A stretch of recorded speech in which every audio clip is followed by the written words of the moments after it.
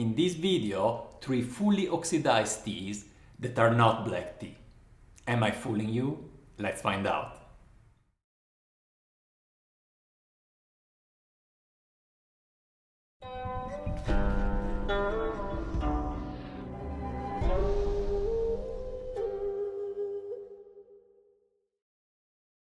Hi guys, this is Gabriele from nannuoshan, where we share the pleasure of drinking and discovering genuine farm tea. Today we are going to discover a few teas together, 3 teas that are 100% oxidized, fully oxidized, but they are not black tea. Now, some of you, most of you, may be a little bit puzzled by this statement. So first of all, let's review together what is black tea and how to recognize black tea. First of all, black tea production. Well, black teas, as most leaves, after the picking is withered. After the withering, the leaves are heavily rolled to promote oxidation. Then they are oxidized in a dedicated chamber for several hours. And at the end of this process, the leaves is completely reddish, is completely oxidized.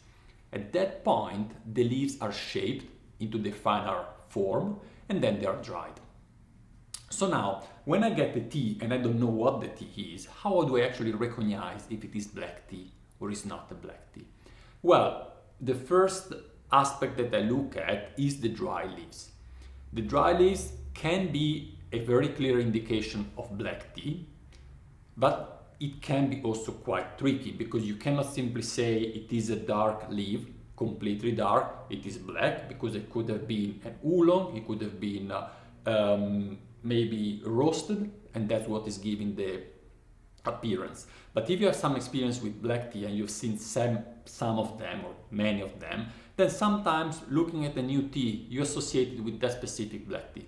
But certainly what you can tell is that the leaves of black tea are fully oxidized, so there tends to be either red, completely red and homogeneous, or they might have also some buds in it, and then it turns more into the copper yellow color. Then the next step is tasting, and this for me is the crucial one. If you have tasted a lot of black tea, you know how black tea tastes.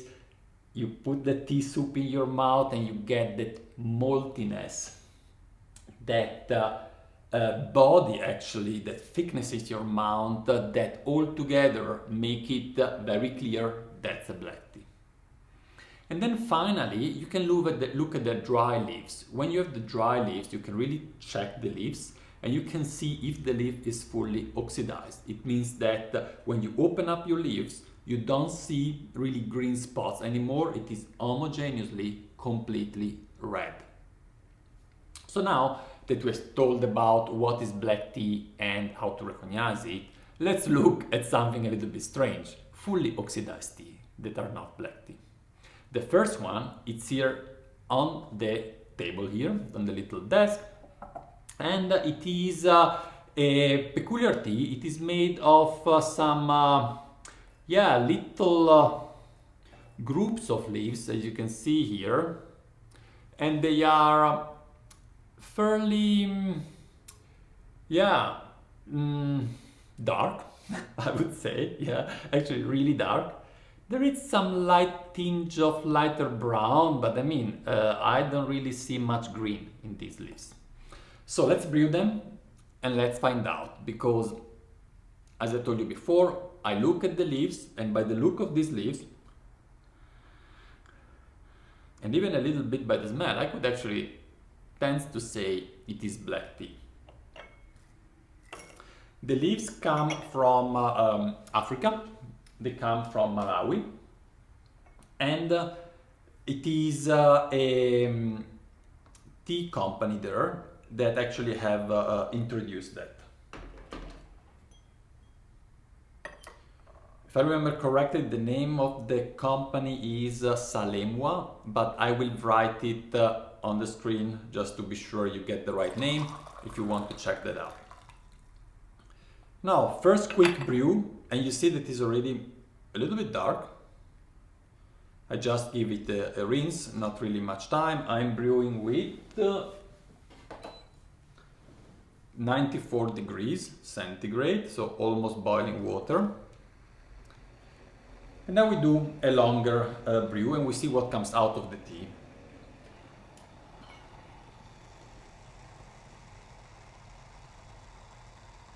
Since the leaves are somewhat rolled together, we have to give it a little bit time to dissolve into the water. Yeah.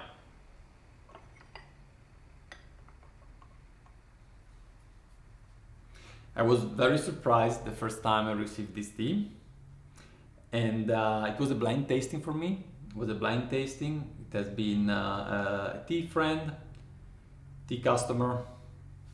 Borderline is often not very clear, and send me over some sample on the Discord, on the nannuoshan Discord. I'll put a link in the description below if you want to join.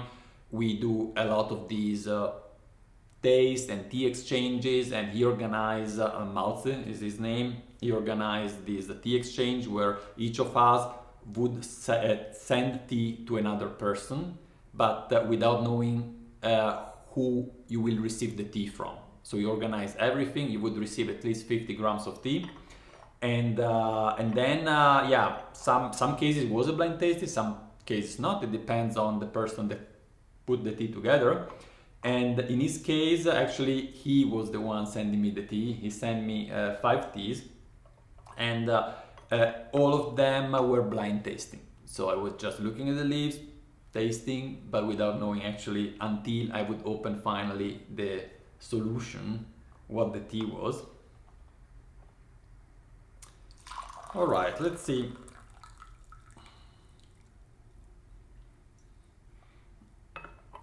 Relatively dark color, the leaves are already opening up, but not yet completely. So let's taste, and let's do the second check to see if it is a black tea or not.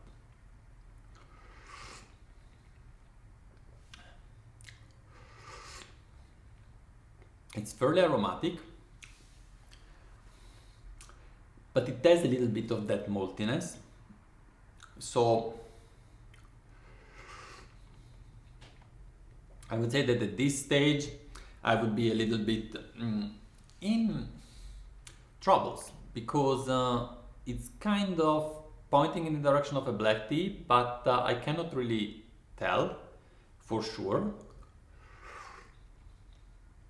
So after a few tasting, what I did, I simply asked Maozi, what's the tea? I saw the solution, I read the name, and I searched a little bit online and asked him where he got the tea from. The teas come from Paper and Tea, a Berlin-based shop, and he told me that it is a white tea. He told me there's a white tea, so I did my research, and actually that's what I found out. I found out that this company in Malawi started producing these white tea. Now, you know that in Africa they tend to produce way more black tea than any other type of tea, but some companies are experimenting with different type of production. And this is actually sold as a black tea. And that's another way that you can actually find out more about the type of tea. Just check what the producer, what the vendor says.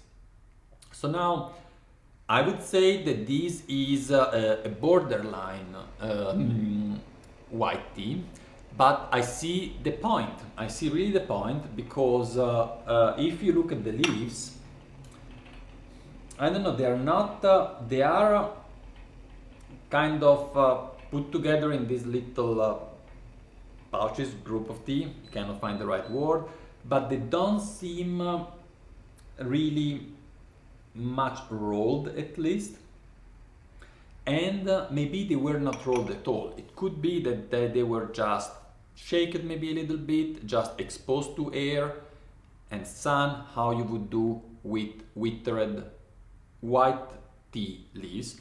But then maybe this process was very long, and in fact, if you search online, I did some research,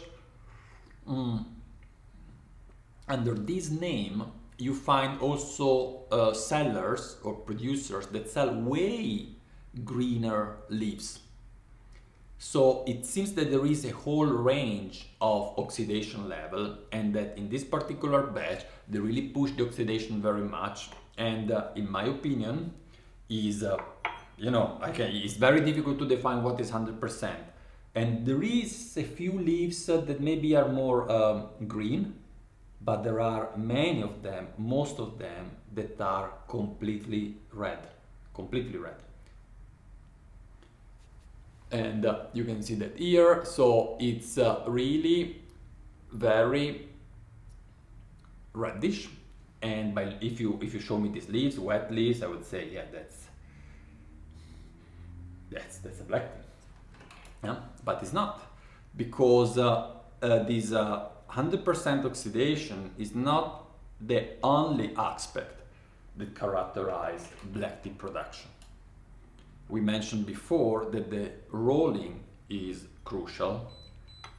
Rolling the leaves for a long time, can be also 20 minutes, heavily rolling the leaves to squeeze out all the juices to then promote oxidation. And then oxidation is fairly long, but not days, it's just hours, maybe 8-9 hours, something like that. While for white tea, and this specific one, if it wasn't rolled or properly rolled, it would have gone probably for days and days, just exposed to air and let the leaves oxidize until you finally dry them. So here you see already some difficulties in the definition of black teas, but I would say what is an important take is black tea is not only 100% oxidized, it has to process all those steps, including the rolling. But now I told you that I have 3 teas that are fully oxidized and are not black teas. Now I found really a strange one. Let's see what else I have just here next to me after brewing this out.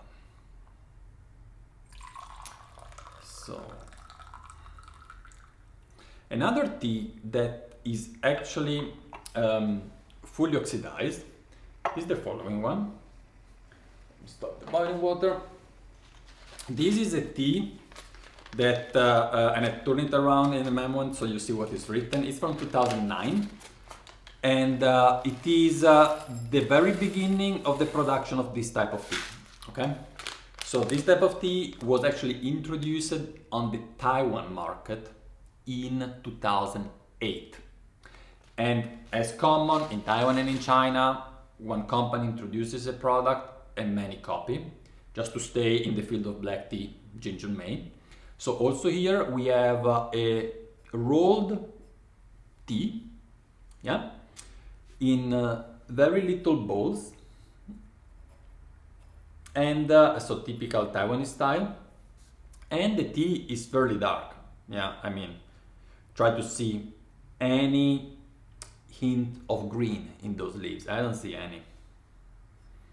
So while I'll brew the tea, and probably for that I need another guy one, and I keep these because this is just started. I have 5 grams of leaves there, and I really want to try that. So I'll keep this one here on the side, doing a little bit of a mess, and then we brew the other one. This tea comes from China, from Taiwan, I said, and the name already tells it all. And you might know it. We had this tea on the shop, and you find it also from other vendor.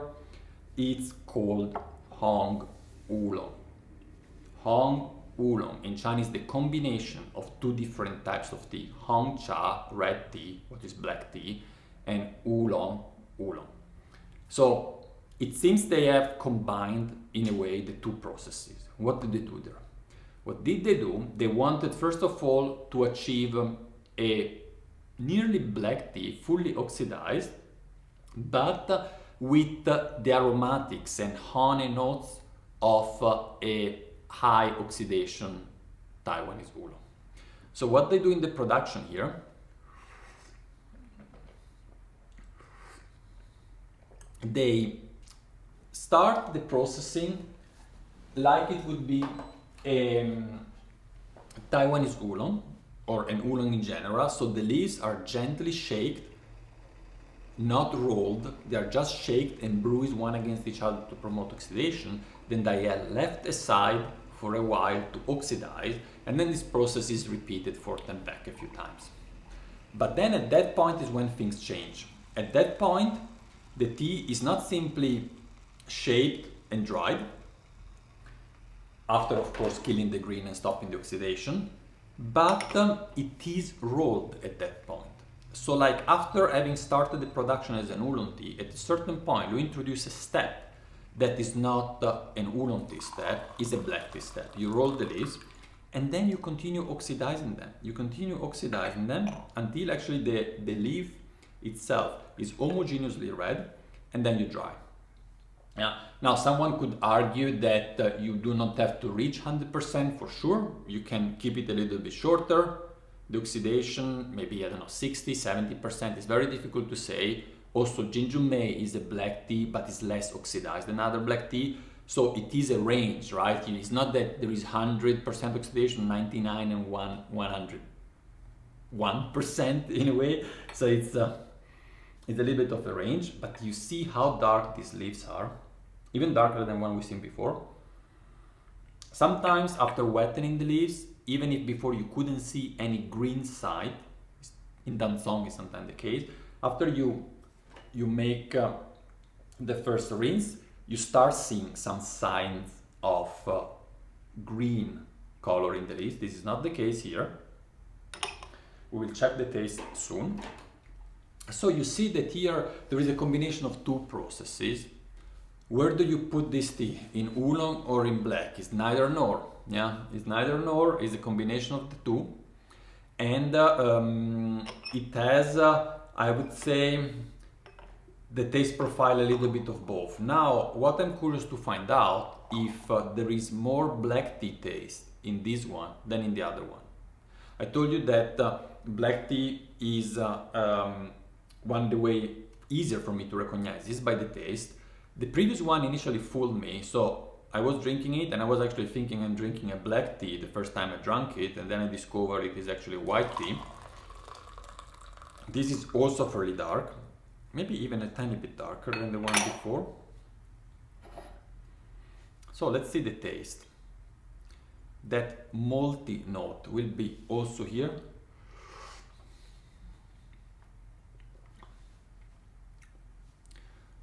A bit less. By the way, it's interesting. It's already tasting quite aged. 2009 is already 13 years, well, almost 14 years old. It definitely had a very clear aging taste, combined with these honey notes and that heavy body maltiness that I was speaking about before is also there. Not as pronounced. I would say that is actually more present in the white tea we had before, but maybe this is because it's covered a little bit by the aging of the leaves. And on the pouch here there is written 2009 red oolong. Yeah, the friend that packed this for me wrote it in English, red oolong, but actually it says Hong Oolong. And I have one more. I have one more tea that is fully oxidized, that has nothing to do with white tea, and that's nothing to do with oolong. Nothing.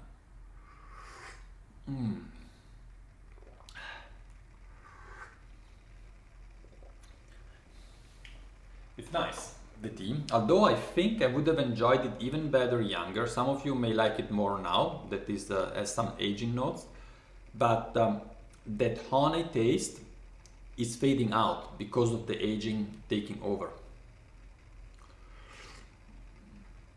Alright, I'm not gonna brew also the third tea, but I want to show that to you. The tea is this one here. Yeah, maybe you can read what is written there. I cannot, but I asked someone to translate it for me. It says 1992 Yunnan Juan Cha. Yeah, Juan Cha, at least the last sign, I can read that.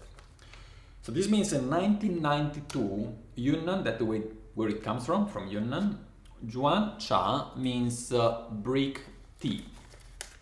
Let's see.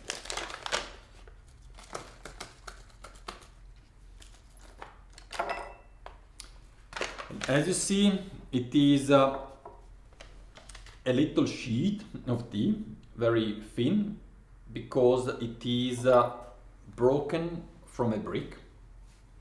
1992, it's quite old, yeah, more than 30 years old. And this is actually a sheng puerh. It is a sheng puerh. It has been stored in China for quite some time. I cannot tell about the condition, I don't know, but what you can see there, that's also here, is very difficult to see any sign of green. It's fairly dark, and differently than a ripe puerh, a shoe puerh, the level of microbiotic, you call it, microbes activity in the tea is way reduced, because sheng puerh, and this was dry stored, is kept in a ventilated environment but without increasing the humidity and the temperature too much, while ripe tea is being added water as it is piled up for fermenting. And the main process here is actually more an oxidation process. There are also bacteria and fungi that act on the sheng puerh, but certainly the leaves, since also they are put in a wrap, paper wrap that is breathing, so air comes through, over the time continue that oxidation process that just started at the very beginning during withering and results in this tea. So if you have a sheng puerh tea that has been stored long enough, let's say we have 30 years plus, in probably an environment that was dry but not as cold as it is here.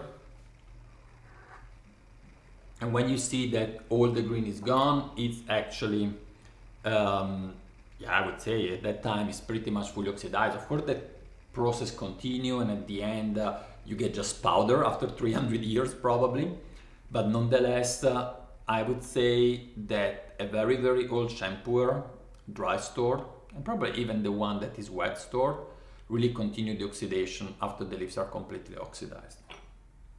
And you can tell, I mean, let's look at some leaves here. These are the leaves of the Hong Oolong. Yeah, I told you, let's do this final check, that when you open the leaves, you can clearly see that they are completely oxidized. By the way, this tea is not heavily roasted. Hong Oolong is traditionally not, is roasted, but not too much. And it's really difficult to open old leaves, but you might be able to see that the leaves has an homogeneous color. Even against the light, you see very, very homogeneous, red, brown, no sign of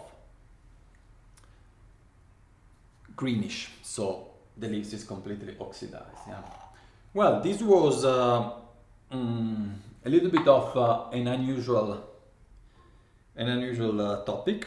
I will show you maybe also one of the leaves of the Malawi, so that you can see that also these leaves are fairly oxidized. Also here you see that is very dark. Here you can tell that's a little bit of green, you know. So here I would agree that this tea, you know, is maybe not really 100% oxidized, yeah. But it's certainly, some of the leaves are, some other are less, yeah. All right, guys, I hope you have enjoyed. And now let's get the tea and let's brew it. Enjoy your tea moment, and I will see you at the next one. Bye bye.